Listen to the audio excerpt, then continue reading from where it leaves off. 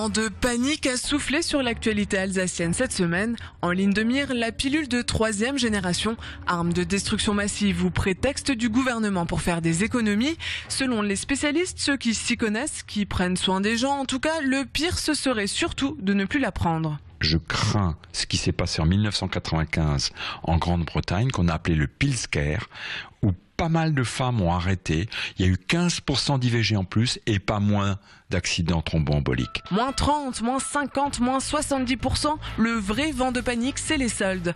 Pendant 4 semaines, les chiffres deviennent vos meilleurs amis. Encore meilleurs quand vous n'avez plus un rond en poche à cause des dépenses de Noël.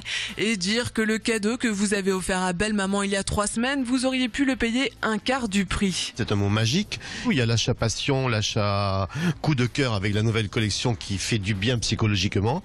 Comme partout, il y a les rabat-joie, ceux qui trouvent que faire des rabais, c'est plutôt la honte. En même temps, eux, quand ils vendent un foulard, c'est la recette d'un mois d'une boutique standard. Normal que votre budget de 223 € ne les intéresse pas vraiment. Nous ne faisons pas de soldes chez Hermès parce que nous avons des collections qui sont totalement intemporelles. À Strasbourg, on brade avant tout les emplois, 20 en tout chez Virgin. Aujourd'hui, c'est pas la fête, quoi. Pas la fête non plus du côté des chauffeurs de taxi. Sur les 600 chauffeurs que compte le Bas-Rhin, près de 300 se sont mobilisés pour protester contre un projet de loi que souhaite passer le gouvernement pour faire des économies. On y revient. Par contre, ils ont oublié de compter les éventuels 55 000 chômeurs de plus si la loi est votée. Si la loi elle passe, nous les taxis Orcus, l'avenir il est terminé quoi. Ça fait peur comme dit, voilà.